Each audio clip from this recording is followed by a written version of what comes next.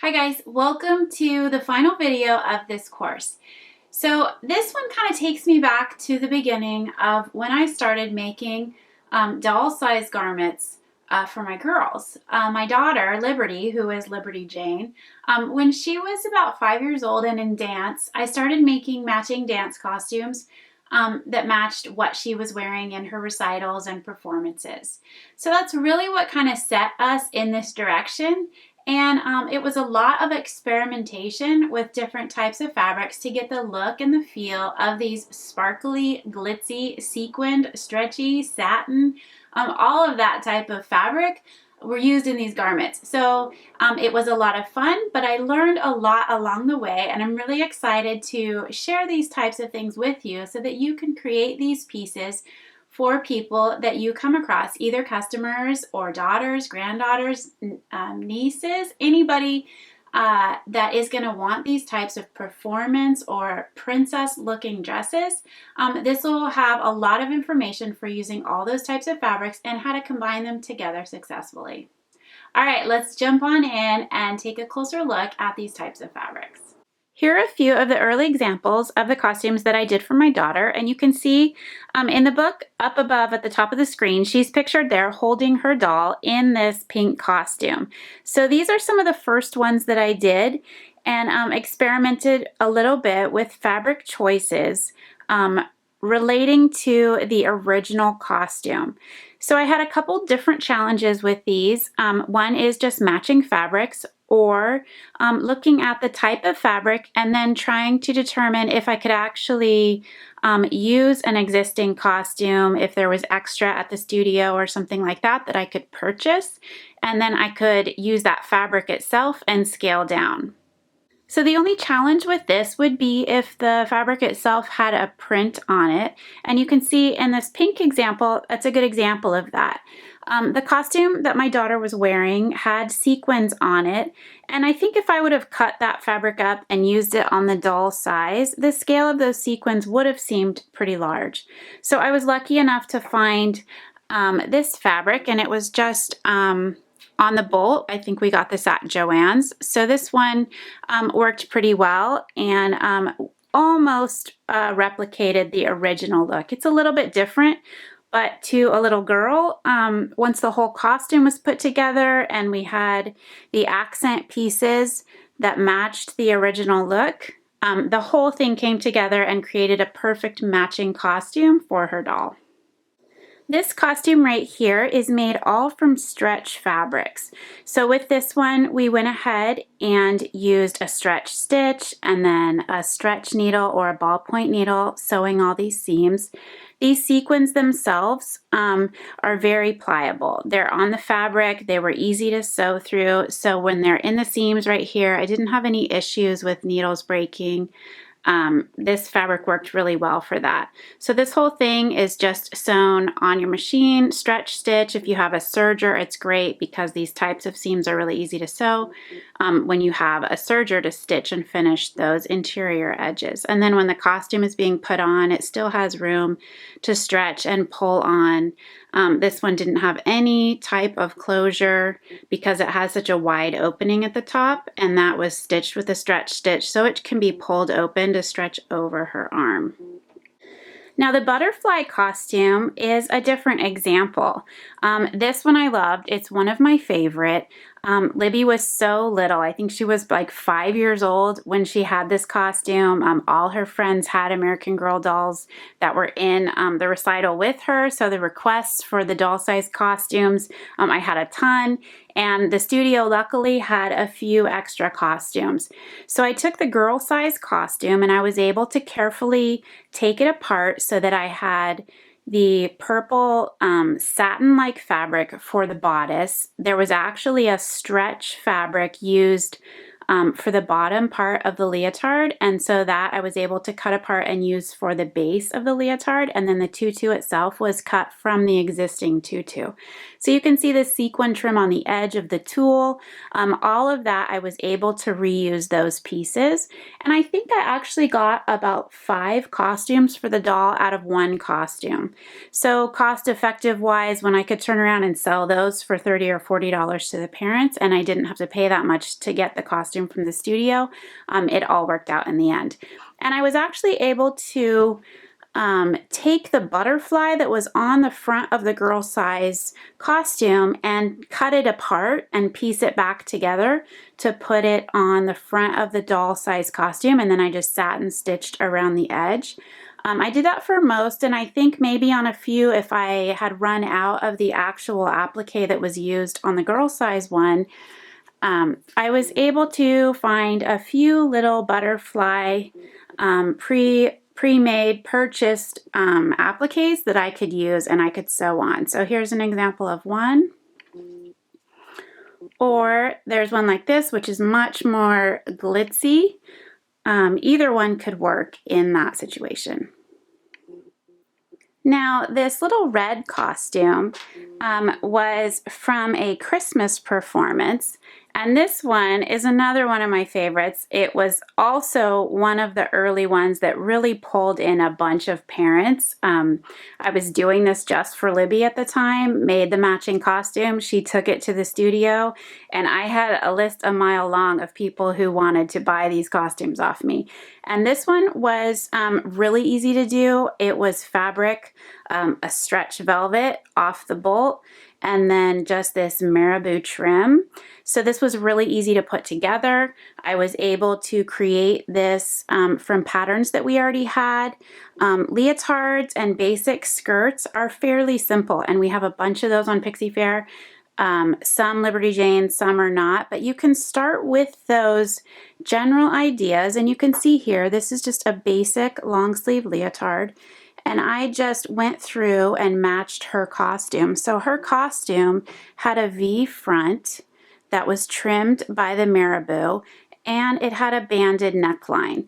So those elements were easy to mark and just add to an existing pattern. And then that would replicate the girl size design on the important details. And then the same thing for the skirt. The skirt just is a circle skirt that overlaps in the front. So I just used a circle skirt that we had and modified it to make sure that it was the length that seemed right, and just created an overlapping front instead of a complete circle.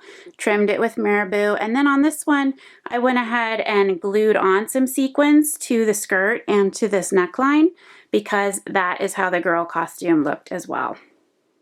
So the important elements on here that really make this match are obviously the color, the use of the marabou, and the placement of the sequins, and then just lining that up in the places that it's most obvious on the girl size, and then the two look like matching costumes, even though they're not identical. Everything on this costume is sewn by machine except for the marabou trim. That part was applied by hand. I just made sure to do it secure enough and small enough stitches so that if the outfit is played with over time, it would not fall off. Now, another outfit that she had was actually, this was a tap costume. So this one is just a dress, and it is asymmetrical along the hemline and right here along that lower waistline. So I just used patterns that we had and went through and started with the top shape, which is just a halter. So you can use the top of the cami or even the top of the free swimsuit to get your basic outline for something like this. And then instead of creating a leotard, it just fits the body like a tank top. And then that diagonal line is just extended on one side so that the base of the tank top is a little bit longer on one side, and then the ruffles are just cut and sewn, and I have all three of these overlapping on that same seam, so they just are each a little bit longer than each other. So this is a mix of a satin fabric, which mimicked the print and the color that the costume came in, And then some spandex that also is very similar to the original costume. So we use that on the ruffles. It doesn't need to be hemmed. It's just cut and sewn in. And then I used that to create a bias trimmed edge along the arms, and it goes around the back of the costume, and then that is what creates the tie behind the neck. So this is a good example of using a combination of types of fabrics. We have satin on the top, which matched the print and color of the original costume, and then this spandex, which is a different type of fabric, and it's a little bit more challenging to sew through this. You either want to use a ball point or stretch needle, or even one of those Microtex sharp needles, and then just carefully hold it taut as you're sewing. Don't stretch it, but just hold it tight so that the needle can puncture through, because it will have a tendency to push it instead of poke right through it. So you want to make sure that you have a very sharp needle as you're sewing through that, if you're sewing through this by itself. When it's combined in this seam and it's layered and I have the fabrics folded over, it's actually then sandwiched in between that seam, so I can sew through all the layers fairly easily. So that's just sewn and then finished here with a zigzag. And here are a few other examples of some custom projects that I did. And these we'll look at from photos because I don't have these original projects anymore. So this first one is a gymnastics or cheer competition outfit. And this one was designed to match the girls from the actual studio. So I had permission to use this logo, which was scaled down and then printed as an iron-on and applied to these costumes. But this is another example of just looking at the details of the costume and then just making sure that those important colors and lines are carried over when you create the doll size version. So if I have a basic long sleeve leotard, on this one, I just wanted to make sure that I matched the color striping on the base of the sleeve, and I could do this very easily by laying the sleeve pattern flat. For that, I ended up cutting the sleeve down the center and then creating these triangular cutouts. And so every time you take a pattern piece and you want to modify it slightly like that, the important thing to remember is to add back in the seam allowance. So if I split it down the center of the sleeve, then I just want to make sure that I add 1/4 inch to each side so that when I sew those together, the sleeve is still the same size. And then on this type of design element as well, every time I would splice into this pattern, I'm going to separate the pieces, add back in seam allowance on both sides, and then just with right sides together, sew them back together, and it would create the same size sleeve that originally is designed to fit that doll. And then the other elements on this as well, we went into the front of this leotard and then did the same thing. I cut a circular shape out of these sides and then added that seam allowance back in, and then just sewed those together to create the whole front piece. The neckline just has simple binding across the top, and then the overall look mimics the girls' costumes. The little skirt is actually just a rectangle cut with a white strip binding around the bottom, which was fairly simple to just measure and construct to match the girls. And then here's just a look at a few more of these costumes that we did for these little girls. And so these are more tap and dance costumes. So some of the elements get scaled down. The trim along the top of the doll one is trimmed to be much narrower so that it, by proportion, matches what is on the girl's costume. Here's another cute example in black and yellow, constructed from the original fabric and then scaled down just to match. And it's just a simple bodice and a circle skirt sewn together. And then this last one is another one which we just used some sequined trim and some fringe that we were able to pick up at the fabric store. We could use those to mimic what was on the original costume. Ribbon ties, easy to copy. The fabric itself for the center of this costume, the main leotard, was used from the actual costumes. So that was great. So again, the best thing to do if you're ever commissioned or asked to do these types of projects projects and you can sell them back is to ask the studio if they have extra, and most of the time they're willing to sell these to you at cost because they don't have anybody else to sell them to. Now let's take a look at a few princess dresses. My mom is a great seamstress. She taught me to sew when I was young, and she's working on projects all the time. And she is a big Disney princess fanatic. So when the costumes and the princess dresses for those patterns start popping on Pixie Fair, I think she was intrigued and really excited to just try to tackle these just as a collection of items for herself. So here's a great example of one, and this is not a Liberty Jane pattern. This one is Dollhouse Designs, and it is the Bella Rose dress.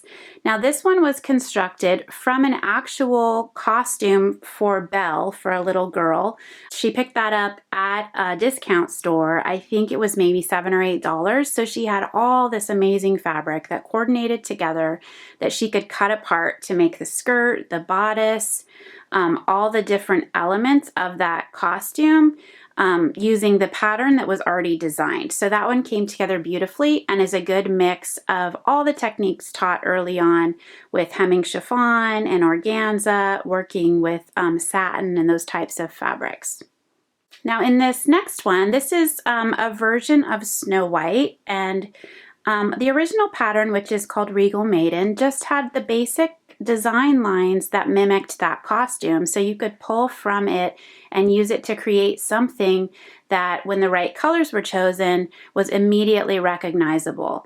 So you go through and you just pick to use an organza overlay on the skirt and hem that out nicely with the techniques that we've shown. Adding the ribbon detail to those puffed sleeves really kind of pulls this whole thing together into a look that is a princess dress with sparkly, fabrics and a little bit of glitz added to it. So the main advice that I have for you when you're looking at creating performance type costumes, especially if they're matching costumes, is to just look closely at the lines of the design. Have on hand basic t-shirt, basic tank top, basic leotard that you could do with or without sleeves. The halter style is very common for a dress or a leotard. So being able to mix those designs together to create your basic pieces is a great starting point. And then don't be afraid to draw new lines on those pattern pieces. Just look at it, figure out where you might need to cut apart to piece fabrics together, and just remember to add back in your seam allowance, and the pieces will all match back up and create the desired effect that you're looking for. All right, guys, well, I think that is it. We have covered a variety of types of fabrics. We've touched on the needles that you need to use, the presser foot that works best with the fabrics, the different cutting techniques, the sewing techniques, and a variety of other challenges that arise. So I hope that with all of these videos and all of the instruction provided, that you really feel confident to create pieces that stand out, that wow people, and are made with beautiful fabrics. And again, I encourage you to just step out of your comfort zone and try something new. You'll be glad that you did.